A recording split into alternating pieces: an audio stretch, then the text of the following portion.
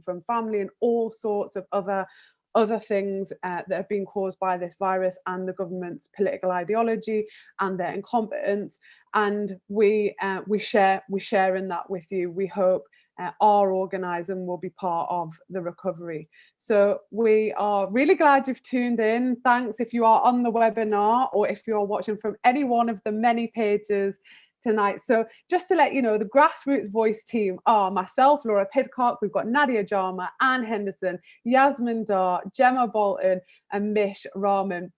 We also have other candidates tonight that are standing for other positions, and I'm going to introduce those one by one. Our first speaker tonight to talk to us about this election, to talk to us about why it's important, why you really should try and get as many of your left friends, left comrades to take part in these NEC elections, is the wonderful Apsana Begum. She has already proven to be an absolute socialist champion in Parliament, standing firm already with her principles. She has proven to be a solid comrade. Thank you so much for joining us tonight. It is over to you. Thank you so much, Laura, and greetings to everybody that's joined us this evening on what is a really important event to support our comrades who are standing for the NEC elections. I just want to start by saying that, we are, still in a global pandemic, and, people all over the country are being let down by the Conservative government's patchy support through the pandemic. These measures that are resulting in greater unfairness, greater injustice, and much more hardship. And we recognise the work that you do, because, despite all of this, all of you are continuing to work hard, whether that's in your homes, whether that's, in cramped conditions, balancing your paid work with your caring responsibilities, or being forced to work in unsafe conditions without, the adequate protections that are needed. And many of you are supporting many individuals in your communities unpaid. We know that mass unemployment looms. We're seeing lots of people being made redundant. We're seeing fire and rehire tactics disgracefully aimed at imposing less favourable conditions on people. Over and over again, the Conservative government is demonstrating a chilling disregard for people suffering. And, we know there's a broken economics behind it, and that's trapping people in low paid, insecure work. And so, all of you that are able to sort of join us this evening, you've taken time out of your busy schedules, well done to you. Well done for being part of something that is trying to change that status quo, that is trying to influence that broken economics and make sure that we have much more fairness, much more justice, and less hardship across the country. I want to say a little bit about, why these elections are so important. The NEC has influence over the Labour Party manifesto.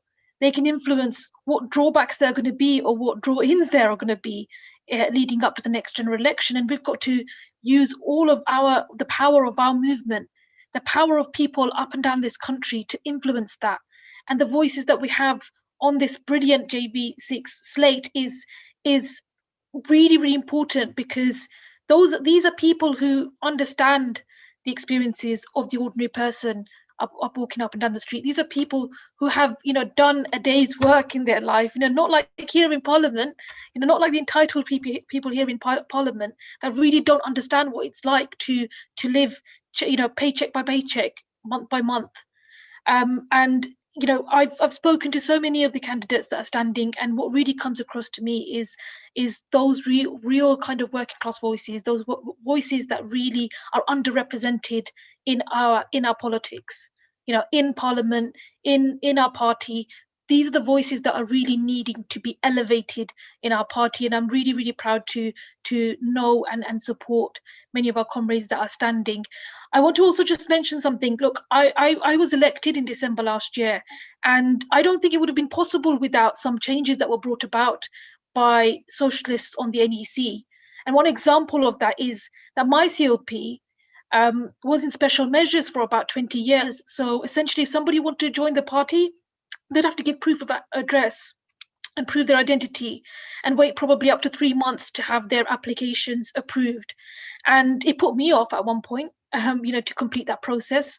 And it felt targeted. And learning about the fact that nobody seems to know why we were in special measures in the first place 20 years back. Nobody even knows the exact date in which we became, we were put under special measures.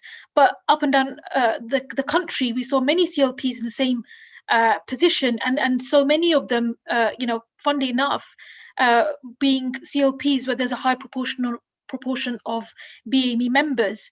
And that disregard for members, that way of not ensuring that members have an equal voice, that Labour Party membership card, allows people to have a voice, but actually some members have more rights than others, was something that really needed to be challenged. And it was possible to challenge it in the last 5 years because we had socialists on the NEC that were willing and not afraid of the membership, but were willing to actually speak up for the membership. And that is what we need, on the NEC.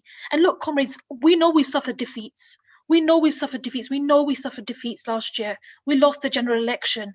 But look, we haven't lost everything yet. It's amazing. It's wonderful to see all the CLP nominations that we've gained, for these wonderful candidates. So, it's not all over yet. We've got a lot to fight for, and we should keep going. And, I was just thinking, today, I just want to end on this note really, which is that, we had the third reading of the, what is known as the Spy Cops bill.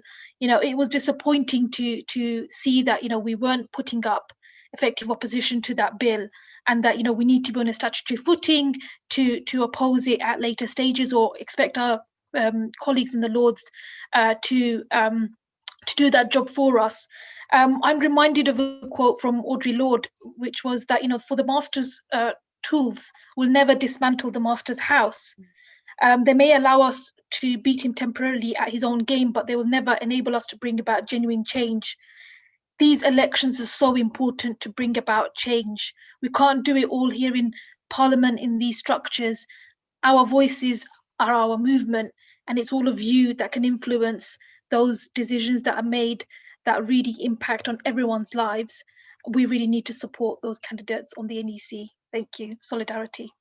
Apsana, thank you so much for your contribution. There are over 1,000 people watching now, so what I want you to do is, if you are seeing this on Facebook or another page, get hitting the share button, get hitting the like and share button, share, so as many Labour Party members can see this as possible. You can help us build our audience tonight. So far we've got somebody from Islington, Sheffield, Edinburgh. These are people on the webinar. Cornwall, Birmingham, High Peak, East Yorkshire. We're from all corners of the United Kingdom on this call tonight and on this rally in support of the Grassroots 6 candidates. Our next speaker, I'm going to go swiftly to. He is standing for the Welsh rep seat on the NEC. It is so great that he is here. It's Mick Antoniw. Over to you. Comrades, it's great to be able to join this rally. Welcome to you all from Wales. I'm standing for the Welsh seat, the first time we've had a Welsh seat, and the reason we have it is because when we elected Mark Drakeford as the First Minister in Wales, the seat that I have, appointed by Mark on the National Executive Committee, we decided had to be one that was accountable to the members. So this is the first time this seat has come forward and is accountable to the members and the trade unions. So that's why I'm standing this time. We have a Labour government in Wales, and we are pursuing socialist policies in Wales, and it shows what we can actually achieve when we have a Labour government. We have Senedd, Welsh Parliament elections in May 2021, and it is important that Labour wins those elections because it is a stepping stone to achieving a socialist Labour government at the next general election. Now, what have we done within Wales? Well, I'll tell you a few of the things that we've done.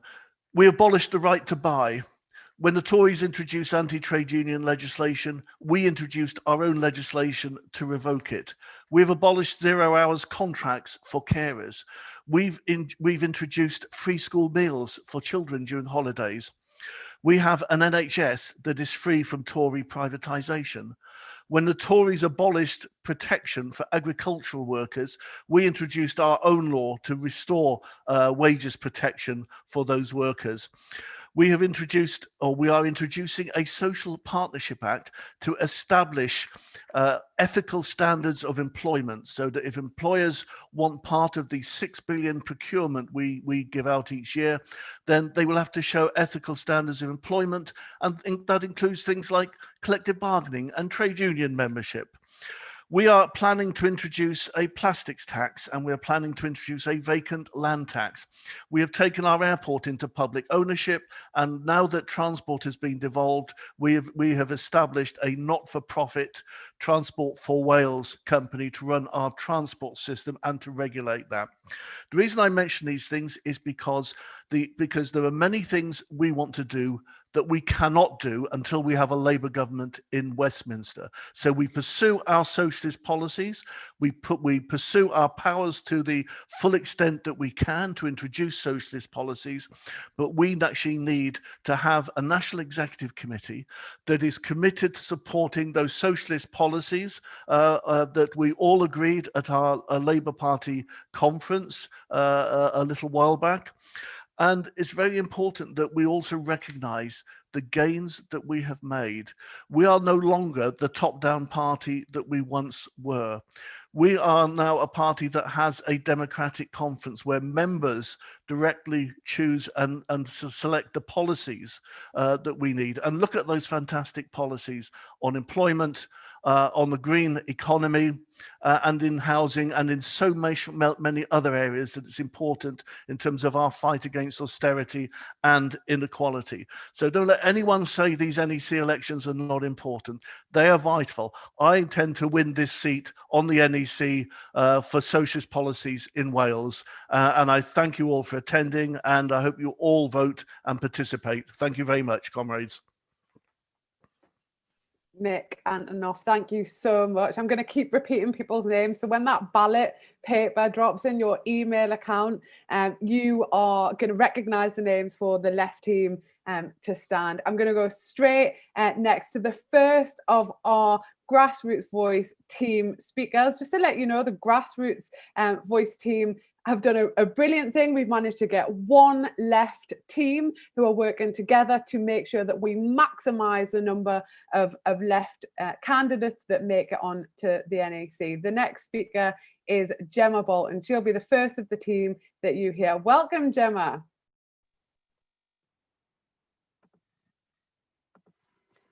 Hello, comrades. Hello. Thank you so much to so many of you for joining us this evening.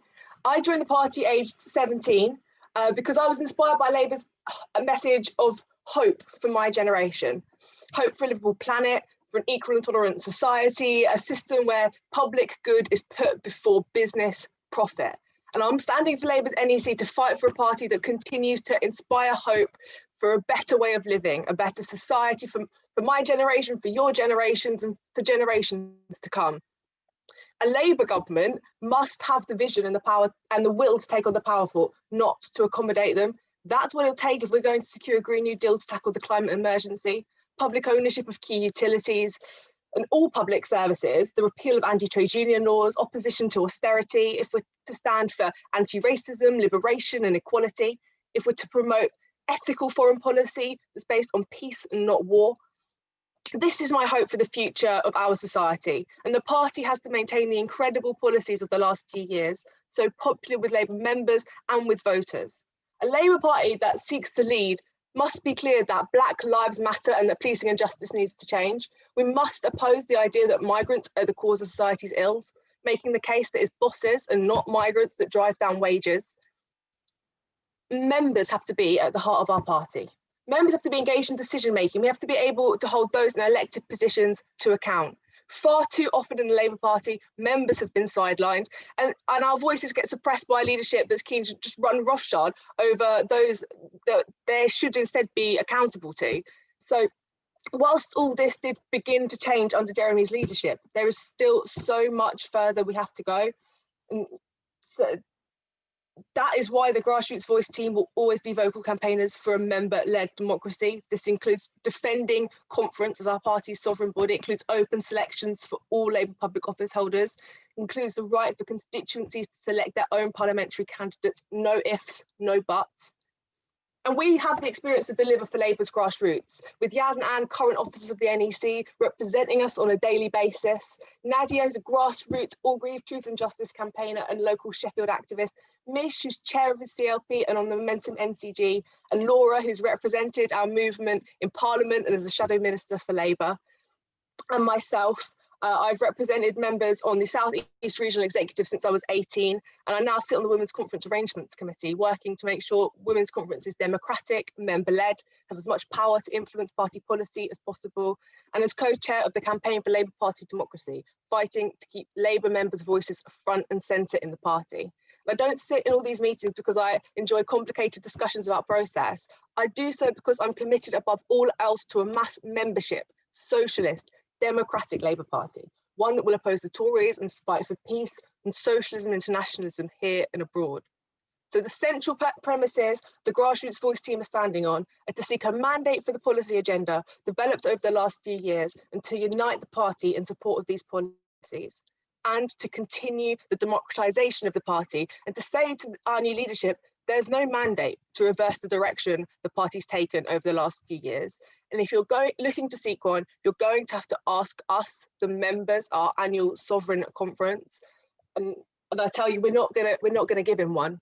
And of course, to continue to work for and to win for the people, a transformative Labour government. To finish off, I'd like to quote a giant of our movement, Mr. Jeremy Corbyn. He said, left parties have lost office in Europe because of their inability to articulate an alternative to austerity and cuts. The right offers individualism, a huge and growing wealth gap, and a mean and divided society. Socialism is the sharing of wealth, the contribution of ability for the common good, and unity in defending our achievements against attack. It's also our only hope. Thank you so much for coming this evening. Solidarity.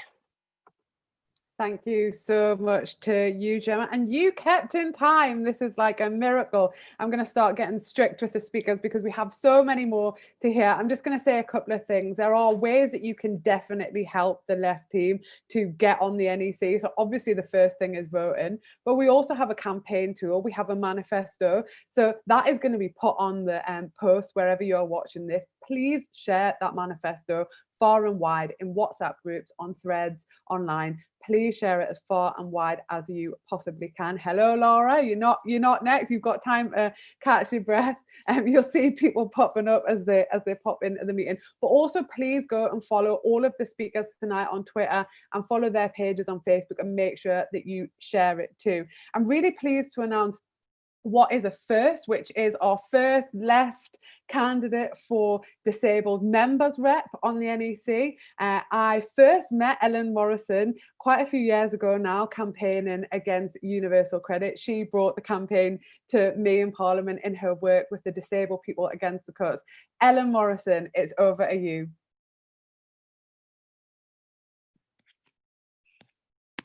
Great, and thanks very much for having me here tonight.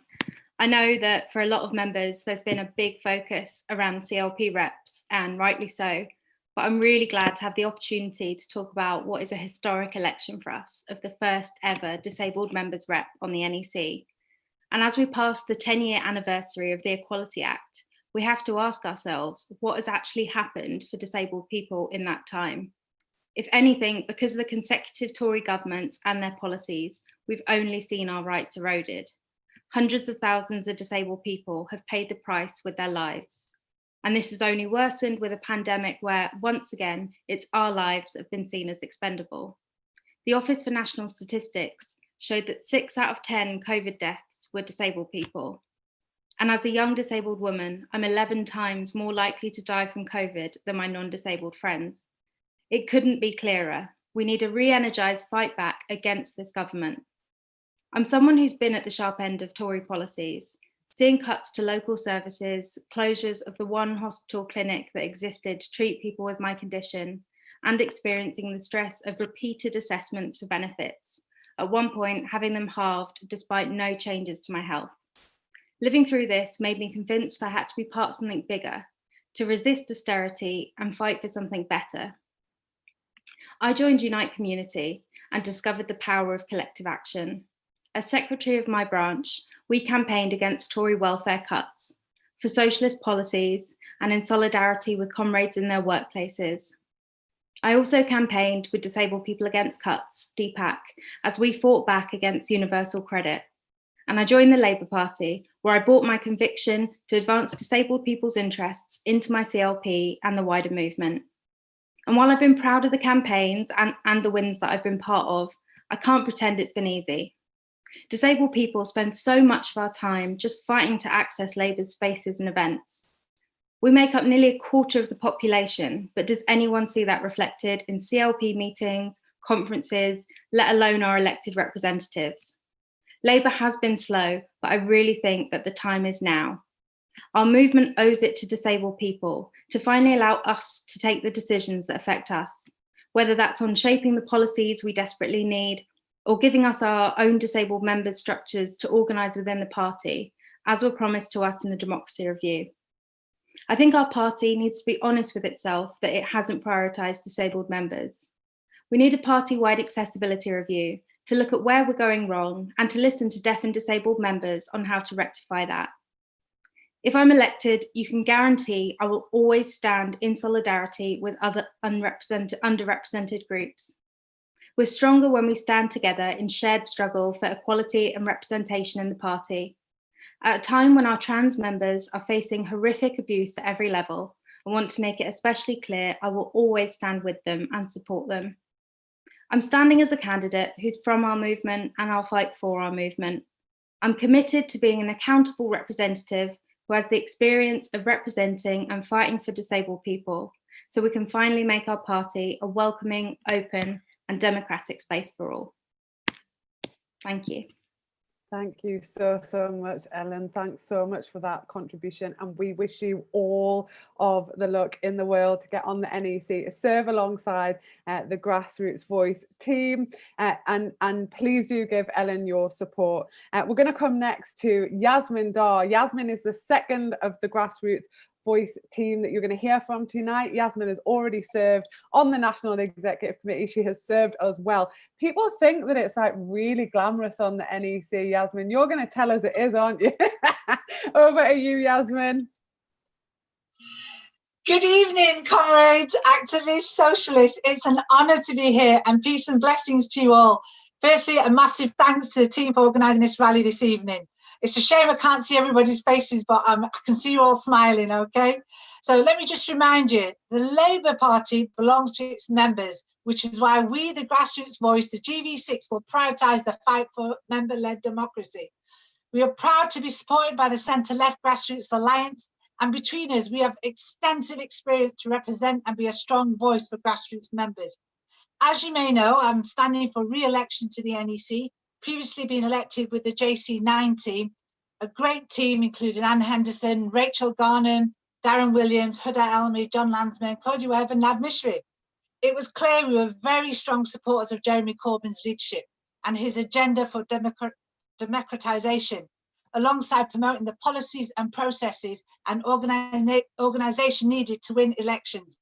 We've done our very best to push that agenda forward on the NEC by working with comrades in the trade unions and the shadow cabinet.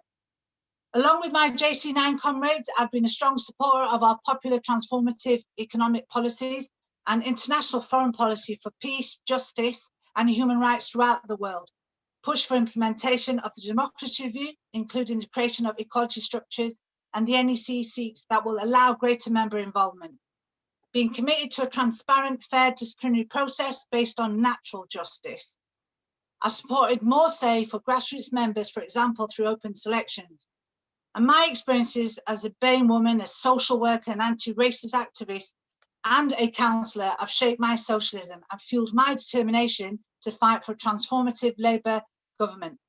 The COVID pandemic has taught us that we must defend and advance the progressive policies of 2017 and 2019.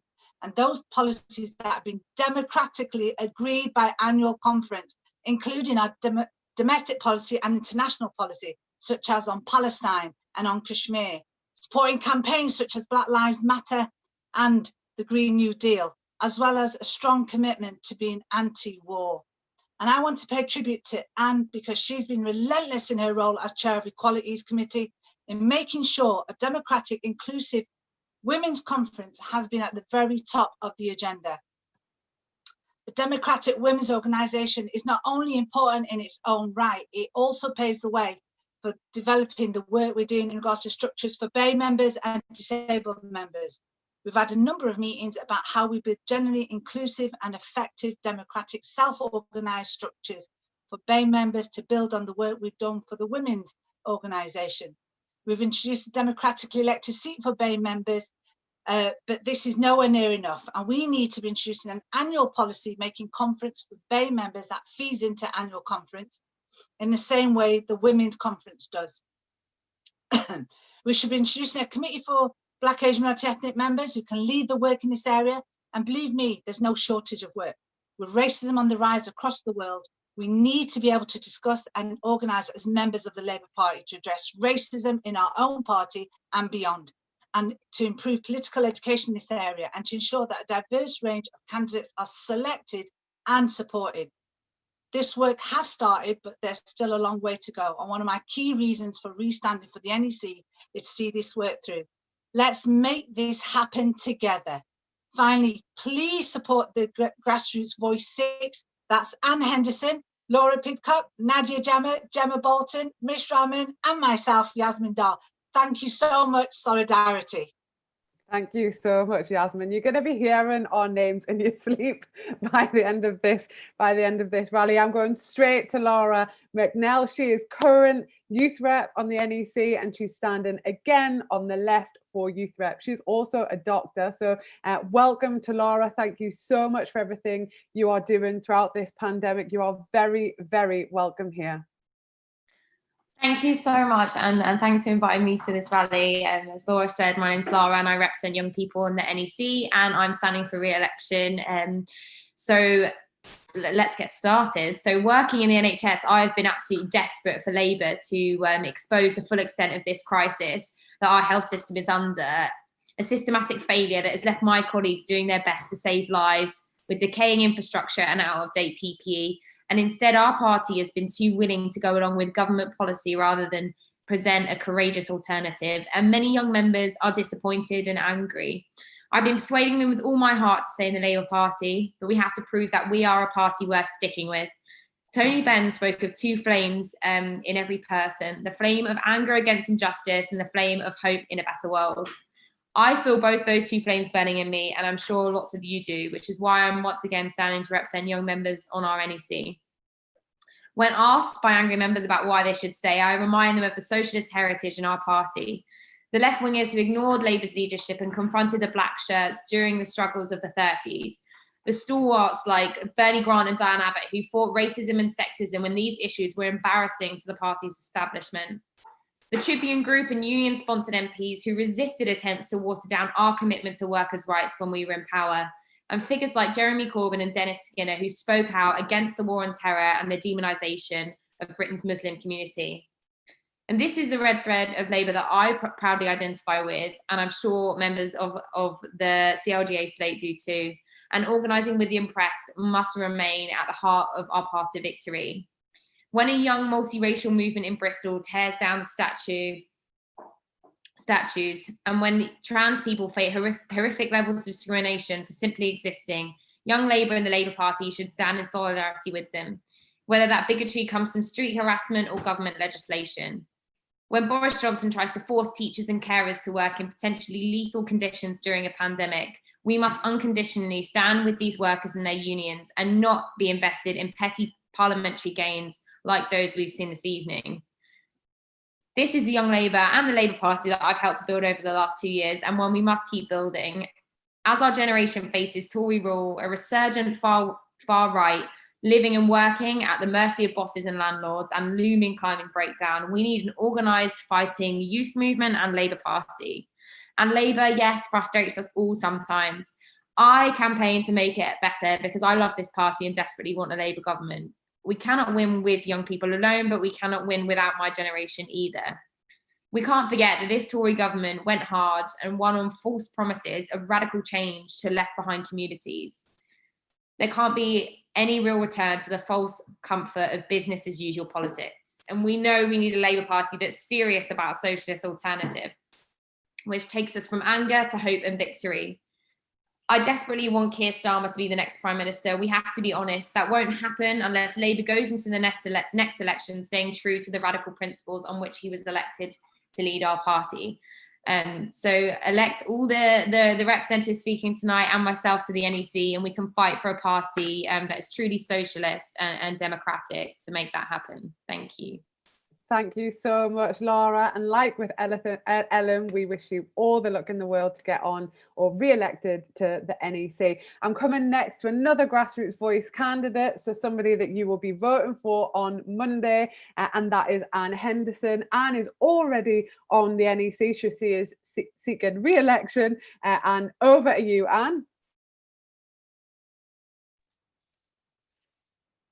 Right, okay, good. Thank you, everybody. Thank you for joining the call, and thank you for the opportunity to speak tonight. I was elected to the National Executive Committee in September 2018, and it would be fair to say that it took some time to find my way around the structures and the various committees. As chair of the Equalities Committee, there's been a lot of work to do to develop and build the self-organising structures to which other speakers have referred, and bringing hopefully Ellen on to fill the disabled seat is part of that process. We've been able to get more members involved, and that's been very much our commitment, to hear the voices of members at every level in what is a mass party. And I don't think we should underestimate the difficulties of organising and working with such a large number of members. It's fantastic, and it brings its own challenges too. I joined the NEC as part of a team, and I hope this time to be able to do that again. It's important that we go in as a team. We work together with the trade union comrades and other supporters of the left on the NEC. But that collaboration is about more than what we do on the National Executive Committee. It has to work across nations and regions of our land to build the strongest Labour Party and the strongest Labour movement. We have to be aware, all of us, of the similar and different challenges facing us in Scotland, in Wales, the Northeast, the Northwest, in cities and rural areas, on the islands and on the mainland. The Tories government's response to the pandemic shows how little it cares for the workers who keep the economy going and the families who are struggling to hold their communities together, communities already starved of resource. Research published this week from the UK Women's Budget Group and the University of Nottingham and the Institute of Employment Research at Warwick tells us again that women are bearing the brunt. Working class women have lost more hours of work, are least likely to be able to work from home, and are the majority of key workers on whom society depends. The key workers who are in closest contact with customers, with patients, with clients, the mothers, the aunts, the sisters, the grandmothers and partners who go home each day worrying about whether they will be taking the virus home to those for whom they care and provide. With child poverty rising and mass unemployment on the horizon, pandemic is exacerbating inequalities in women's lives, on race, on disability, and we need a bold Labour response. There is no more time. We must speak up everywhere at every level. And I just want to do a quick reference back, if you like, a look back, and remind ourselves that the Labour Party and the Labour movement was built by women who understood their rights were not delivered without a struggle, women who spoke up against discrimination, against racism, against sexual violence and against domestic abuse and discrimination based on their sex.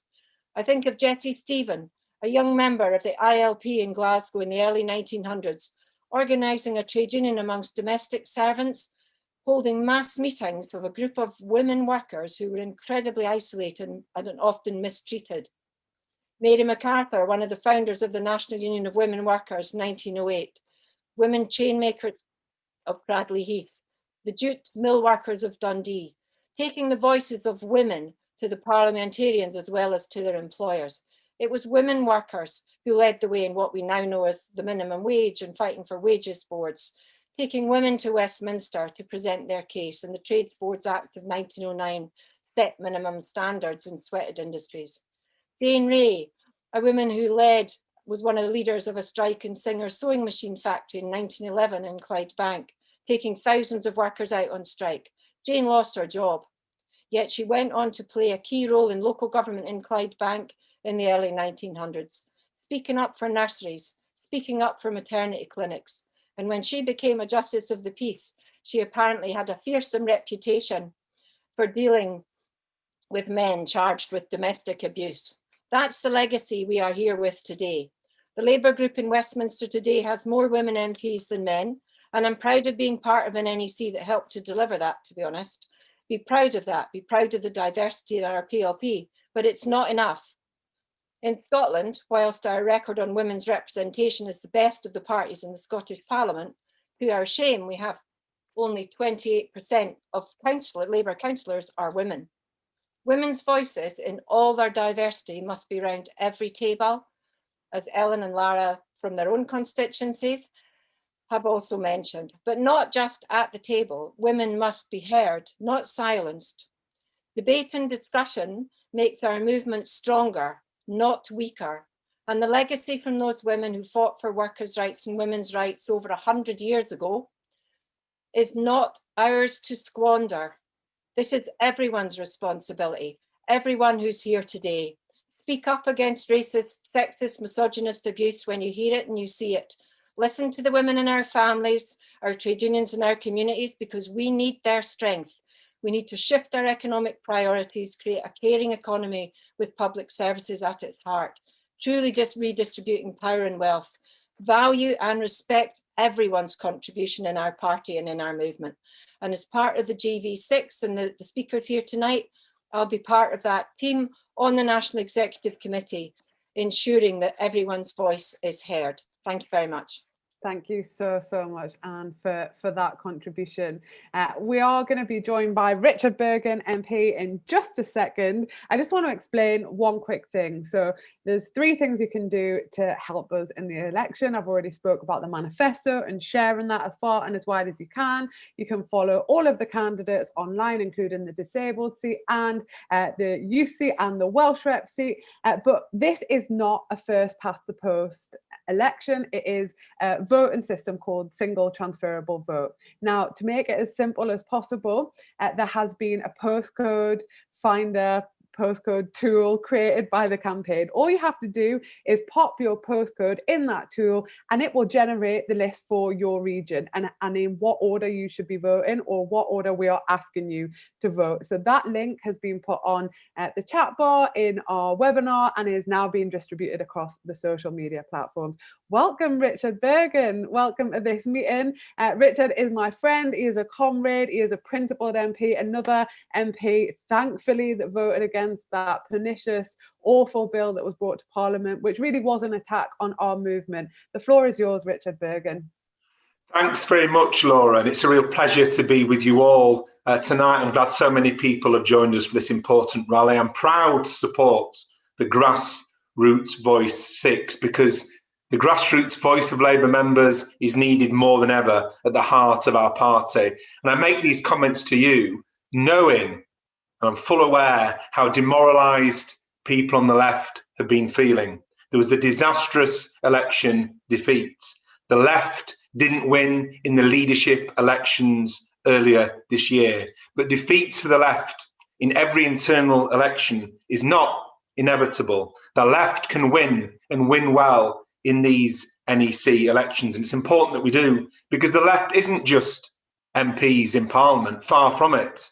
The left is made up in our movement of, yes, the left in the Socialist Campaign Group of Labour MPs, of which I'm proud to be the secretary, the left in our trade unions like Unite, the FBU, the Communication Workers Union, the Bakers Union and others, and the left in the party membership represented by the Grassroots Voice 6 and Momentum, and of course the left in the wider social movements, such as the environmental campaigns, such as Black Lives Matter, and all other anti-racist campaigns. So we need the biggest possible left campaign. There isn't time to be demoralised. There isn't time to feel down in the dumps. We don't have the luxury of that indulgence anymore. I totally understand how people feel, but we now need to concentrate all our efforts into pushing to wrestle from this dreadful government the biggest possible concessions in favour of the working class in all its diversity that we can. Tens of thousands of lives depend upon it. Hundreds and hundreds of thousands of jobs and more depend upon it. So now's not the time to give up. Now's the time to get more involved than ever before, because we're facing the public health crisis of coronavirus, but also the biggest economic crisis that's ever occurred in our lifetimes. And we need to stand up for our communities. We can't be silent. We can't sit on our hands. We can't abstain from this struggle. I know that the left won't do so. So we need to be arguing that not one single person will be made homeless as a result of the coronavirus crisis. We need to be arguing to kick out Serco from test and trace and put that money in the hands of the National Health Service to pursue a zero COVID strategy. It breaks my heart when I think how many people in our country are feeling isolated, how many people are worried about losing their job, how many people are worried about losing their home. I saw at the weekend a picture from New Zealand of people enjoying themselves at a rugby match. I want to see people in Liverpool, Leeds and London and across the country enjoying themselves in a similar way, but being safe to do so without putting themselves or others at risk. And the only way to do that is for our government to have some humility and look at governments around the world that have sorted this out and have dealt with it better. Look at the government of New Zealand, look at South Korea, look at Vietnam and others. We need to pursue a zero COVID strategy to get the levels of infection down to such a level, because it's not a choice between public health or the economy. The only way to save lives and to protect livelihoods is by pursuing this zero COVID strategy. And at the same time, we need to argue for full economic support for all areas that have to face those restrictions, which are necessary only because of the failure of the government.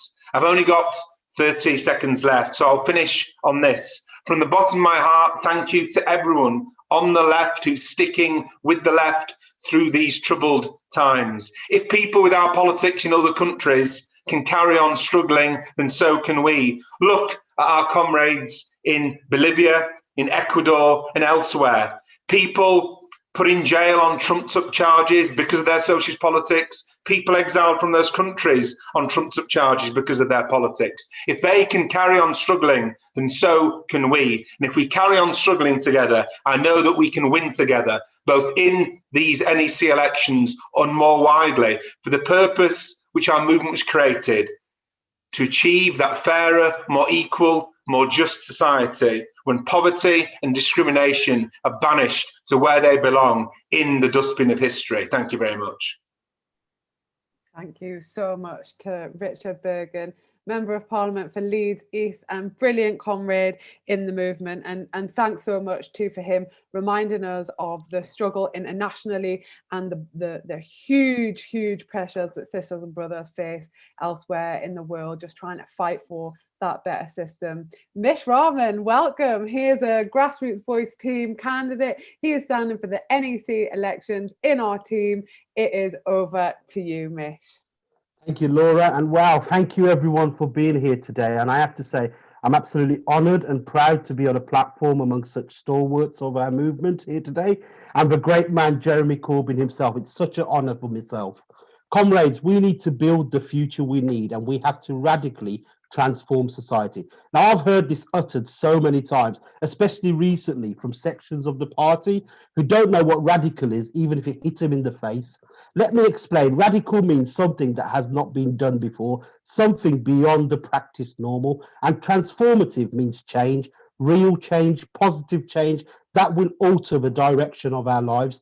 Now, one thing's for sure, you aren't going to achieve radical or transformative by sitting on the fence and abstaining, fam. It ain't going to happen. We need a radical and transformative Labour government. We cannot go back to the old normal and pre-corona, because pre-corona did not work for us. We cannot consolidate the rich and wealthy again like we did after the financial crash of 2007, when instead of radically transforming society, we ended up bailing out the banks from our pockets and suffering over a decade of austerity, as a result ruining the lives of a whole generation. to radically transform, let's speak in their language, the Labour Party needs to get out the circuit breaker and press the reset button. No more supplementing a broken society. We have to radically transform it. So to radically transform, we need to develop a policy programme, and that means defending and building on the last two manifestos, fighting for the Green New Deal, fighting for public ownership, fighting for a just welfare system, fighting to roll back the privatisation of the NHS, fighting for international solidarity, repealing all anti-trade union laws, advancing migrants' rights, and more. The Labour Party also needs to embrace democracy. We need democracy in our selection process of MPs and candidates. No Labour MP should be inflicted on a CLP who doesn't want them. Members have to decide who represents them and not the party machine. We need a Labour Party that's going to welcome and stand up for everyone, regardless of their colour, their creed, their gender, unequivocally backing common people against power and prejudice, be it Black Lives Matters or Windrush or Grenfell. We need a Labour Party that has a moral conscience and cares for the most vulnerable in society. We need a Labour Party that will fix the inequality in society. We need a socialist Labour Party. Now, all of us have a part to play in mending this broken system. And unless each and every one of us steps up, events like today in Parliament will be repeated again and again. For someone like myself, who was politicised by the Iraq War, like many others of thousands of my generation, we saw what happens when a leader acts as if with impunity, like Tony Blair. For any leader of the Labour Party to whip out MPs to abstain on a despicable covert human intelligence sources bill, especially a leader with a record as a top human rights lawyer, that is a shame to our party, I'm sorry to say. If you are willing to turn a blind eye to this, what else will you turn a blind eye to if and when you become Prime Minister? Think about it, because unless there are people with a conscience in every echelon of this party, things will not change. We need an NEC that will make sure the party is ready to build the future we need for when we are in government. Look, I don't just want to be another voice on the NEC. I want to be the voice of every single person that has faced discrimination and hatred, because self-organising is not following their processes. It's creating our own and delivering meaningful change. Comrades, if elected to Labour's NEC, I and my other grassroots voice candidates will hold the leader's feet to the fire on clear and unambiguous policies. We will hold his feet to the fire in support of refugees and migrants' rights, making sure that no one is illegal. We'll make sure that BLM is a movement to bring about structural change. And we will also hold the leadership to account on behalf of you, the members, as he has to deliver on his pledges and promises to us when he was elected. The Labour Party may be under new management, but we won't allow it to be another new Labour. We need grassroots voices who speak truth to power in every corridor of power, in our branches, in our CLPs, in our Labour groups, in our council chambers, and in our parliamentary Labour Party. The socialist flame cannot just flicker, it has to shine bright. Peace and solidarity, comrade, and a special thank you to Jeremy Corbyn for inspiring people like me and thousands of others. Thank you, comrades. Mish, thank you so much for that contribution. Make sure you're following Mish online if you're not doing that already. Listen, a few of you are saying you haven't got your ballots yet. Don't worry, man. They're not even out yet. We are well organised here in this left team. We are making sure that you feel enthused for when the ballots do arrive from Monday. So don't be worrying that you haven't got your ballots yet. The process that you took part in for nominations was exactly that. So if you went to your CLP and argued for us, thank you so much. But that was to make sure that we got on the ballot. We got on the ballot, our team got the highest number of nominations by far, so we are doing really, really well. The next job now is to convert that into votes. So watch out from Monday for your ballots. He's appeared. Howard Beckett is next. He is the Assistant General Secretary of Unite with responsibility for politics, and he is lucky enough to be an NEC rep already. Over to you, Howard. I am indeed, Laura, an NEC rep already, and Mish told me privately before we came on this Zoom that he was going to be a hard act to follow, that he would knock it out of the park. Well, Mish, you did. a proud Unite member, and you have been an immense act to follow, and you've got my vote, that's for sure, Mish. So absolutely superb contribution. Thank you very much. And Mish has hit the nail in the head whenever he's talked about his pride in respect of his trade unionism and why he wants to be an NEC member, because I've sat in the NEC for Unite, and I understand the importance of a left vote on the NEC. I understand where we're moving to, where we're drifting to. I see the right-wing bloc vote en masse on the NEC, and I know the importance of the relationships that the unions need to have, the left unions now need to have with the CLPs. So as we talk about the left and we talk about the right, and our agenda has to be one that continues those amazing transformative policies of Jeremy Corbyn's Labour and pushes them through for the next generation and delivers on the hope that Mish and talked about in his contribution. And it would be remiss of me not to give my personal thanks to Jeremy Corbyn on a Zoom such as this, on a rally such as this. Jeremy has stood on picket lines with trade unionists all around our nations. He never has turned a blind eye to a dispute. He has never turned a blind eye to a campaign. He has always looked to step up for the most vulnerable in our society, and he's always understood the importance of collectivism. He has never pitted individual members against the trade unions. He has understood the importance of left unity if we are to achieve the radical agenda of a socialist Labour government. And Jeremy gave all of us hope. He gave hope to a new generation, but he gave hope to trade unionists that we could have a party that represents our true collectivism. So we may well have a change in leader, but we must not have a change in direction. It must continue on our transformative agenda. And let's be honest, comrades, we all know that there have been things that have happened since the last leadership election that we are very uncomfortable with. And I say that mildly. We are extremely uncomfortable with them. We have seen a change in our General Secretary and the exit of the most wonderful Jenny Formby, a previous regional secretary of my union Unite, and an advocate for left unity always. We have seen the sacking of Rebecca Long-Bailey, who does not have a racist bone in her body. We have seen the settlement of the defamation cases despite the legal advice and despite the angst of the left.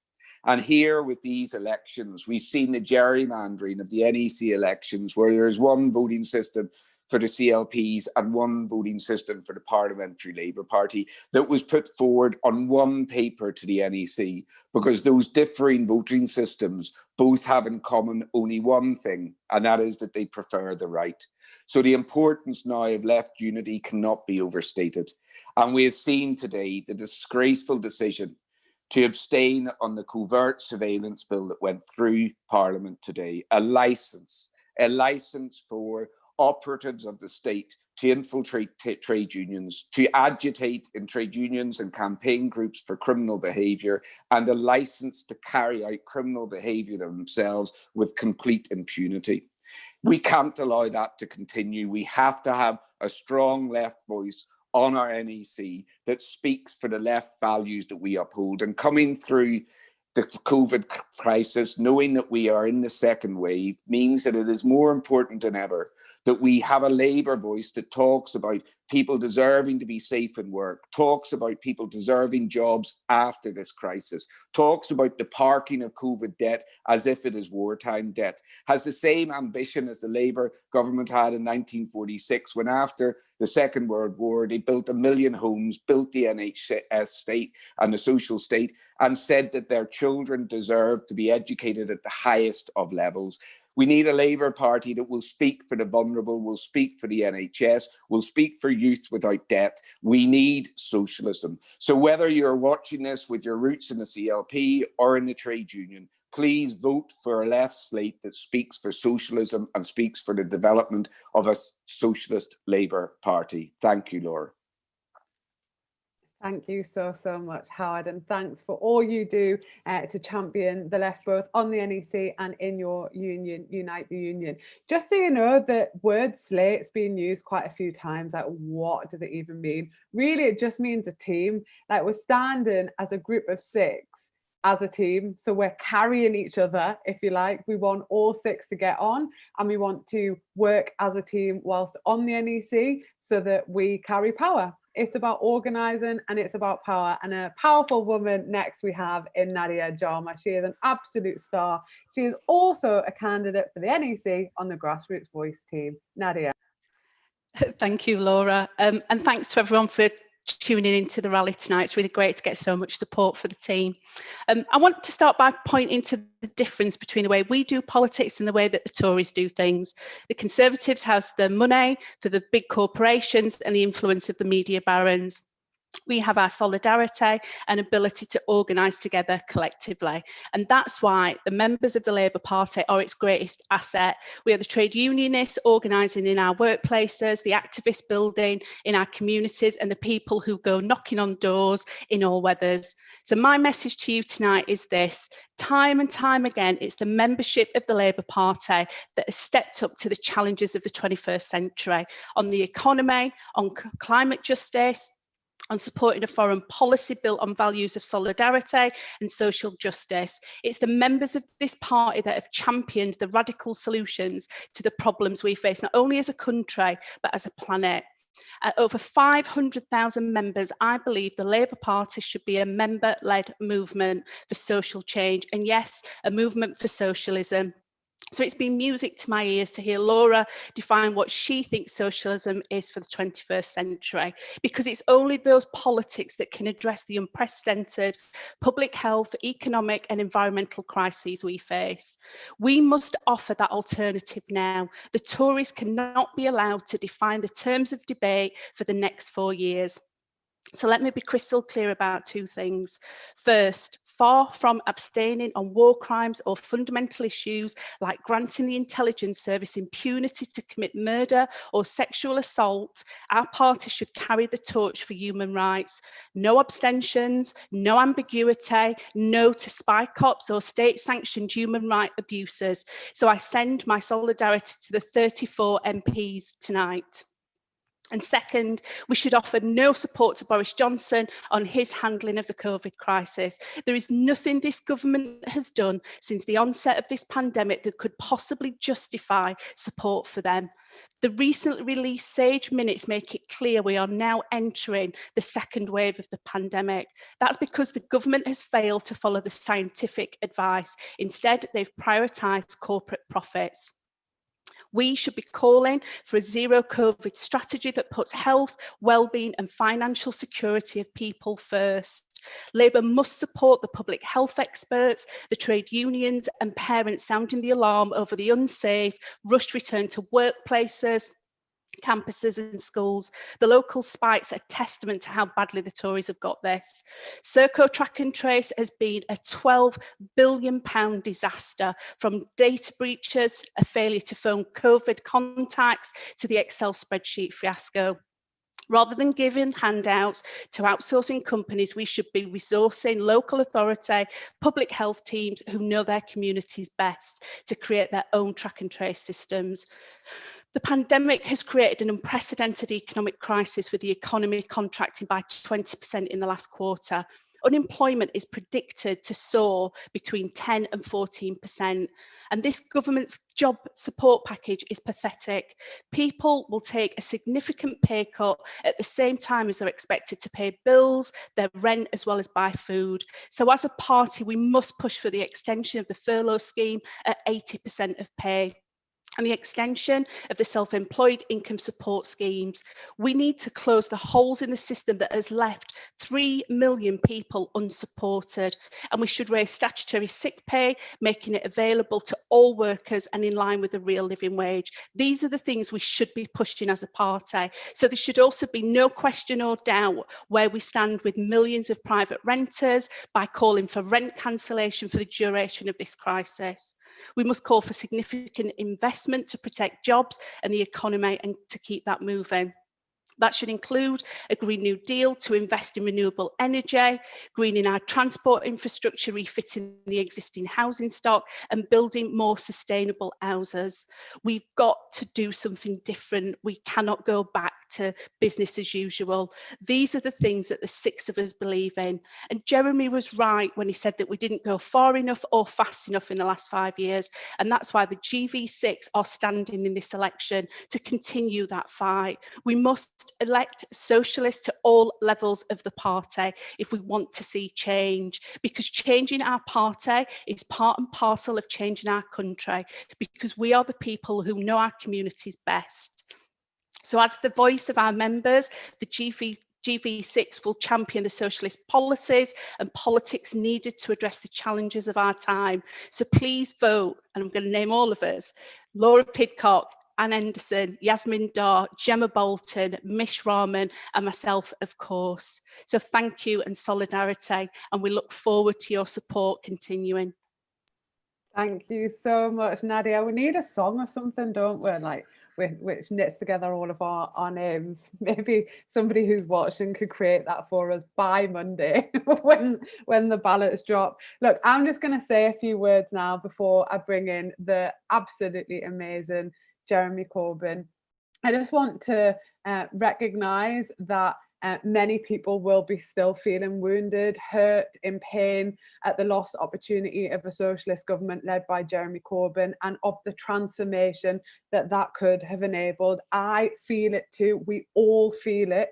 All of the candidates that are standing in this election feel that. We feel a sense of responsibility to carry on that baton of the movement and all of the work that has been done so far within the party to shift it to the left, to shift it toward the politics that we desperately need. The opportunity for that kind of government has gone. It's gone, and we must start anew. We're starting from, we're not starting from nothing, and we're not starting from the beginning either in the Labour Party.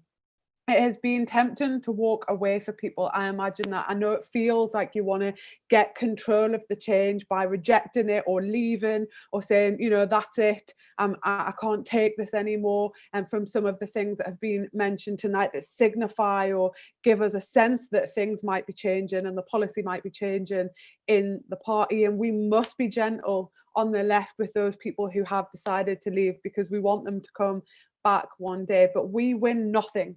We win absolutely nothing without organising. And it is unthinkable that there is not, or there will not be, an organised socialist current in the Labour Party. That is unthinkable, sisters and brothers. So we have to get organised. We have to get organised within the party, because if we don't like the direction of travel that the party is taking, we need to have the power from the base to change that, hand in hand with the extra parliamentary movement, because I am not sure that things for working class people could be more serious than they are right now. We are facing an intense workers' rights crisis, an environmental catastrophe, a crisis in health, and with very dangerous people in power who are putting the health of the economy of their friends, shareholder value above the interests and health of working people. The threshold for what it is to be safe at work has been smashed by what people are having to endure in the workplace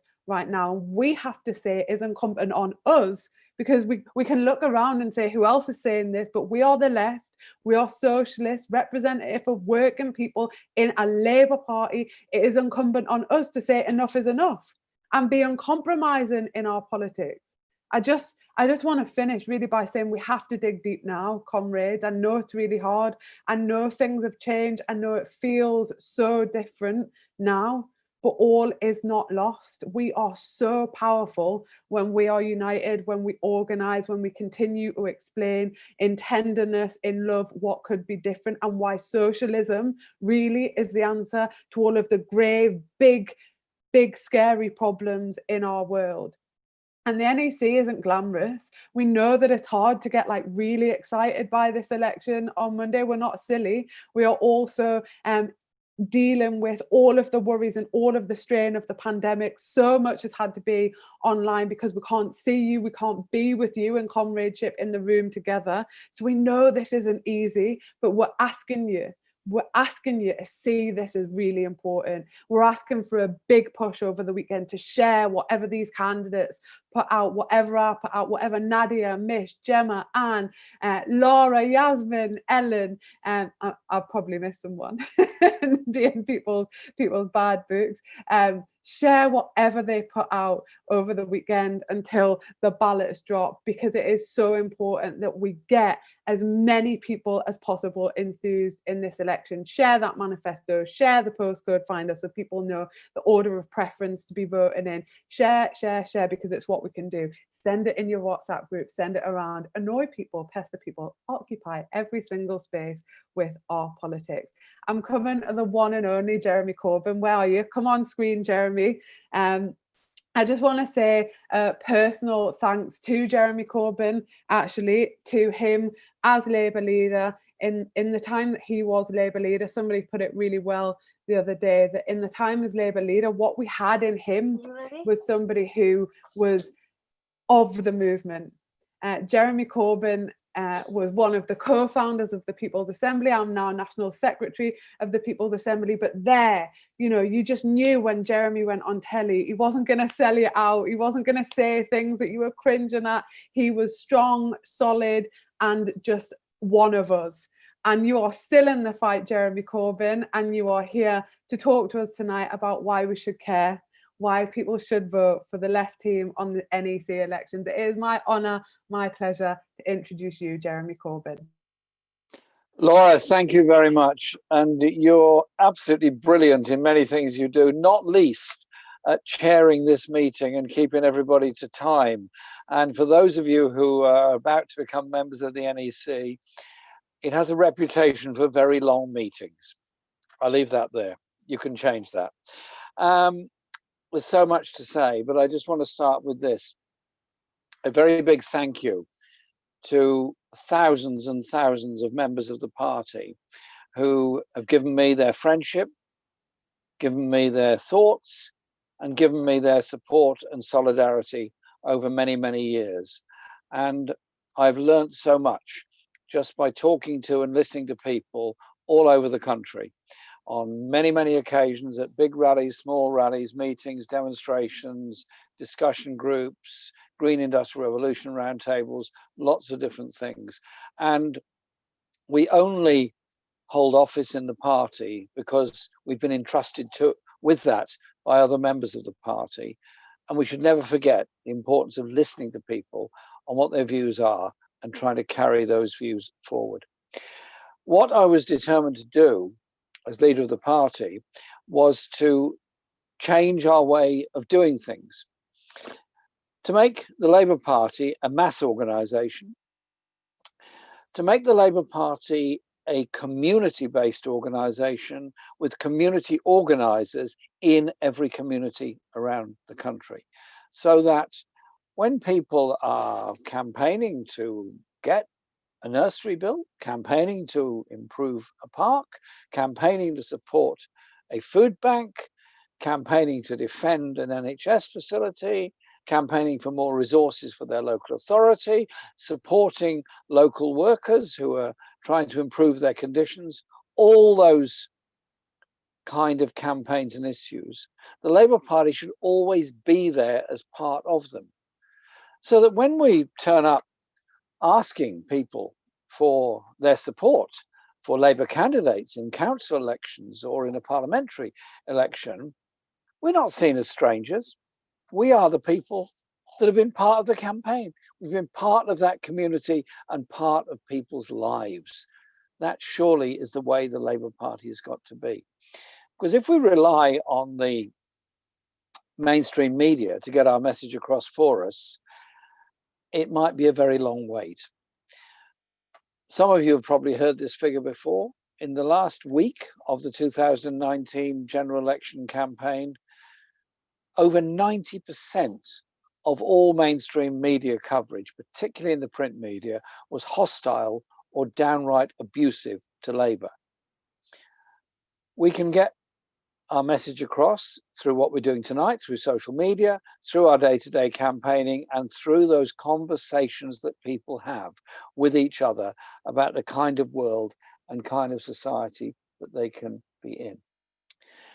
We approach these elections for the National Executive on the back of the general election defeat in December, and nobody is more sad than me at that election defeat. The way in which our party was abused, the way in which we were attacked. But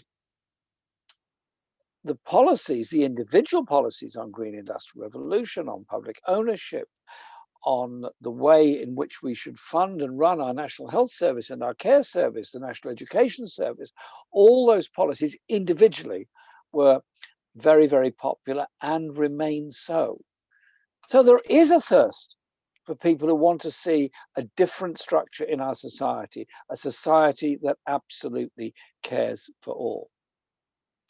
And so the candidates that we're putting forward in this election are absolutely brilliant people.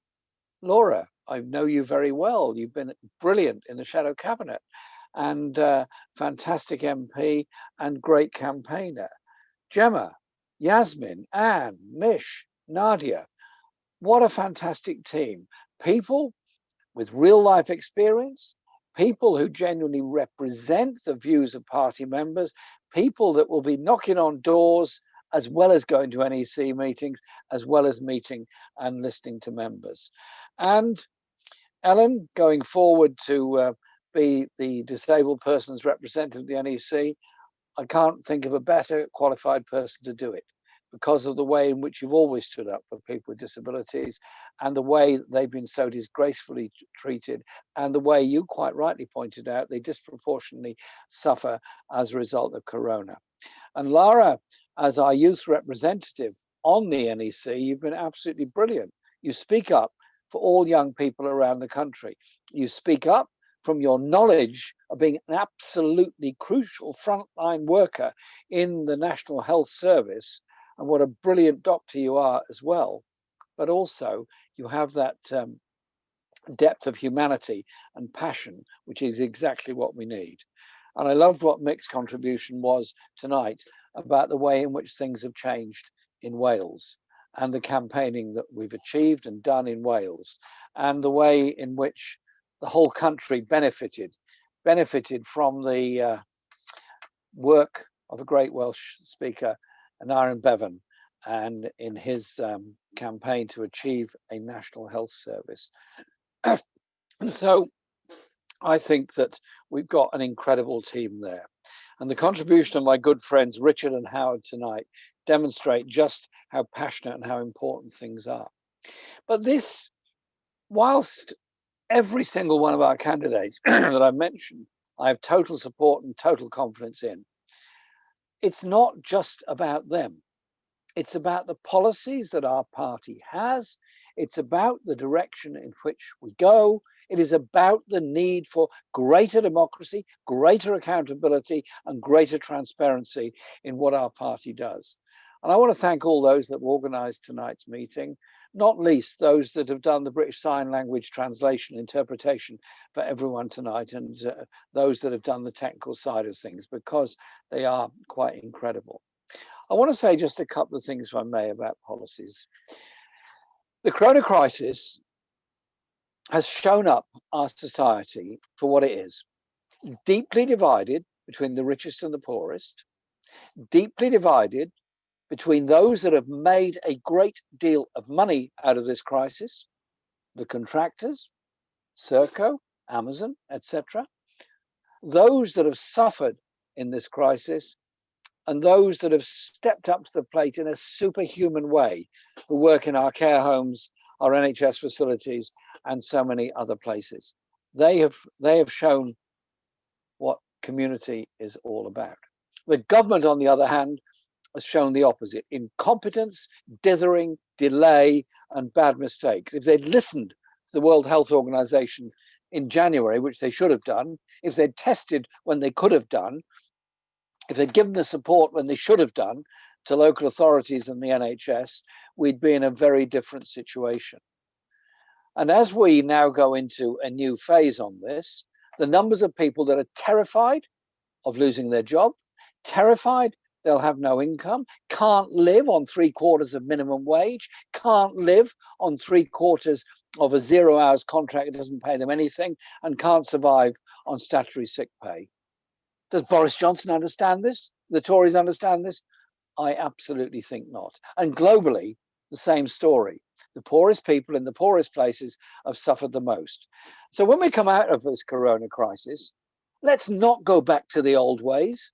Let's not go back to that poverty, that inequality, and that injustice. Let's do things very, very differently. That means a green industrial revolution. It means good jobs, creating good, clean, green energy, green products. It means better biodiversity. It means a different approach to our environment, to live with the environment rather than destroy the environment. This isn't against economic growth. It's not against economic well-being. It's part of it. Living sustainably where you care for everybody. Hence the need for a minimum income guarantee and all the things that we said about social justice in our manifesto. And it's about education. It's about education for our young people. An end to the exam factory mentality, an end to the idea that children should go through school tested within an inch of their life and frightened at the end of every term of what the next test is going to produce. Instead, bring out the best in our children, nurture and value all our children, give space to their creativity, which is why I was so proud of the Pupil Arts Premium that I was determined to bring in. But also, it's Black History Month. October is Black History Month. And we have a Secretary of State who thinks we shouldn't be discussing colonial history. We shouldn't be teaching colonial history. I beg to differ. I beg to differ. We defeat racism in our society when we understand the origins of it, when we understand the mentality of racial superiority that has been there in so many aspects of European culture and European teaching.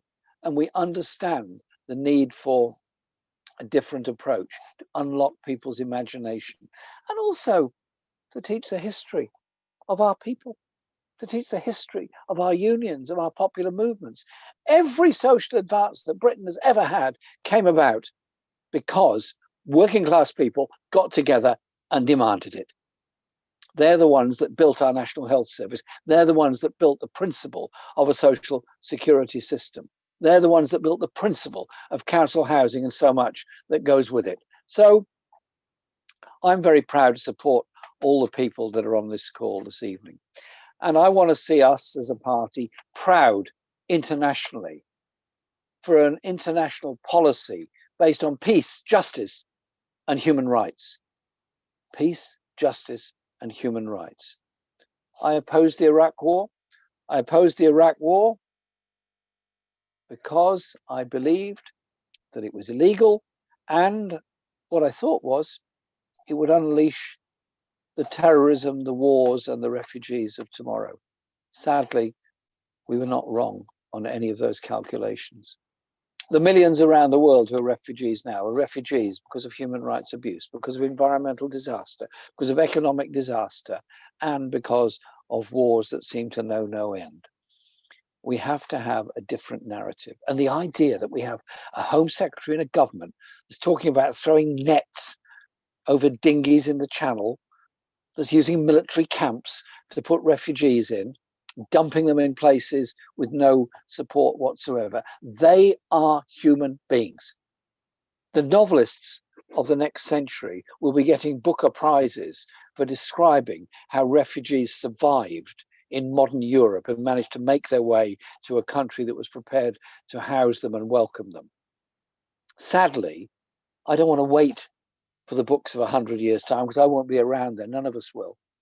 I want that justice, that humanity to be present now for people all around the world. This isn't utopian pipe dreams. This is what serious politics, serious socialists, and serious humanity is about. So today we had a whiff of what this Tory government's about, trying to pass the covert intelligence bill through Parliament. I voted against it because I'm not prepared to put on the statute book something that condones illegal activities, that criminalizes trade unionists, that attacks people who try to improve our natural world and our environment. And so we've got big struggles. Every generation has big struggles, but you only achieve change by doing things together. And I was very touched by the way that Howard put his comments about bringing constituency parties and trade unions together, bringing communities together, because at the end of the day, they're facing the same thing. We defeat racism by bringing people together. The alternative to the left not succeeding in politics is the far right raising their fearful, horrible, ugly head all over the place. So let's be strong and let's support our candidates in this election. I thank Anne for what she said and the way she put it. Those great women that founded trade unions, those great women that stood up for housing and so much else. The Mary Barber law in Scotland, where they stood up for private renters. And I have huge admiration for those women that stood up for the right to vote, particularly Sylvia Pankhurst, who spent an inordinate amount of time in my constituency. I love people living in my constituency, but not in the former HMP Holloway, because they stood up for the right of women to vote. Those are the people that paved the way for a better democracy within our society, which we haven't fully achieved yet. So when you come to vote, vote for our team of candidates. But to make sure your vote is wisely used, you need to go on a website called futureweneed.com, put in your postcode, and it will tell you the ideal order in which to place the candidates 1 to 6. I've done it already for myself, so I know exactly what I've got to do. I've typed my postcode in, and I am very proud to support our team tonight. But above all, it's about our movement, our party, our policies, and building a society that's fit for the next generation. Thank you very much. Thank you so much, Jeremy. Don't go anywhere just right now. I just want to tell you that I've got nowhere else to go. I'm at home. You know, every time this is my study where I work all the time. You know, every time you speak, there's just like a deluge of love and solidarity, and people just in our movement and on the left just have a huge fondness for you, Jeremy. I know you're like really humble and all that, but just let it in. You receive so much hate, so much pressure, so much venom from lots of people in your time as leader for daring to say that things could be different. But just to let you know, so much love for you tonight, Jeremy.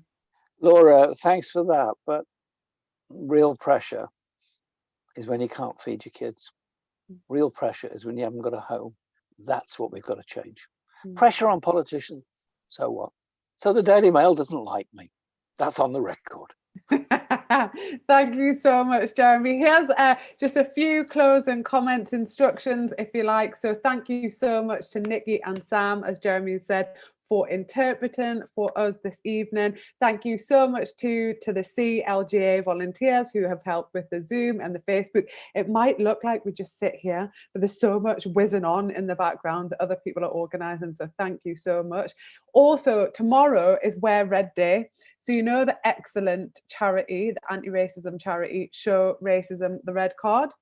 They have an initiative every year on the 16th of October where you wear an item of red, not just for socialism, but against racism. And then if you have got anything, make a small donation or a large donation if you've got spare money to their charity to do the really important anti-racism education work that they do. So thank you for attending tonight. I think the message is pretty clear. We want you to vote for the Grassroots Voice team. We also strongly advise that you vote for Mick as the Welsh rep, for Lara and for Ellen in both the youth rep and the disabled rep seat, and that you use that postcode finder to be disciplined about the way that you vote in the region that you are in, because we're in this new complicated voting system, but we have to be disciplined to get as many people as possible on that NEC. The NEC is not a glamorous role to take, but it is so important. It is the governing body of our party. It makes really important decisions about about you, about members, and about the conduct of the party, about the running of this huge political party. And you can be assured our team will put democracy, the members, and socialism first. Friends, you are not alone in this. There is a network of friends and comrades out there who want a different world just like you. We have to stick together now like never before, and we have to get organised for that different world. Good evening, and thanks so much.